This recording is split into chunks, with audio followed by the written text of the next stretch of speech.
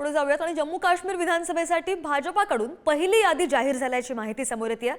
भाजपाकडून 44 उमेदवारांची यादी जाहीर झाली आहे। काल रात्री पंतप्रधान नरेंद्र मोदी आणि केंद्रीय गृहमंत्री अमित शहांमध्ये निवडणुकीसंदर्भात बैठक पार पडली आणि या बैठकीमध्ये उमेदवारांची नावे काय असतील, प्रचाराचे मुद्दे कोणते असतील आणि प्रचार सभा यांच्याविषयी चर्चा झाल्याची माहिती। अधिकची माहिती घेऊन आमचे प्रतिनिधी शिवाजी काळे आपल्या सोबत आहेत। शिवाजी, काल जी नेमकी बैठक झाली त्यामध्ये कोणकोणते मुद्दे महत्त्वाचे होते आणि यापुढे आता ही प्रक्रिया कशी असणार आहे नेमकी?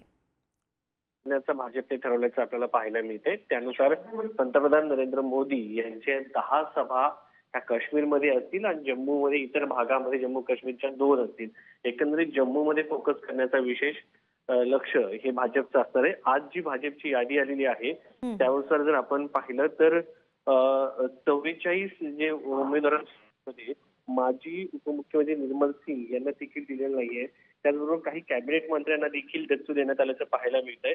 गेल्या 10 वर्षांनंतर पहिल्यांदाच आपल्याला पाहायला मिळते की या ठिकाणी विधानसभा निवडणुका होत आहेत आणि त्यामुळे भाजपने या सगळ्या याच्यामध्ये निवडणुकांचे तिकीट देताना माजी उपमुख्यमंत्री कवींद्र गुप्ता यांना देखील तिकीट दिलेलं नाहीये।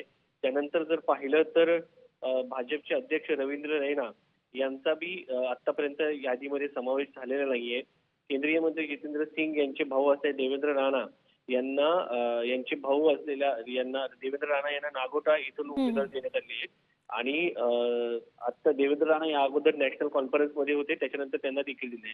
सगळ्यात महत्वाचं म्हणजे 2 काश्मीरी पंडितांना यामध्ये तिकीट देण्यात आलेलं आहे आणि ही सगळ्यात महत्वाची बाब आहे। बरोबर आहे शिवाजी, त्यामुळे 8 ते 10 सभांवर लक्ष केंद्रित करण्यात येते आणि येत्या 18 सप्टेंबरला जम्मू काश्मीरमध्ये पहिल्या टप्प्याचं मतदान होत आहे आणि त्याच पार्श्वभूमीवर या महत्त्वाच्या बैठका। धन्यवाद शिवाजी।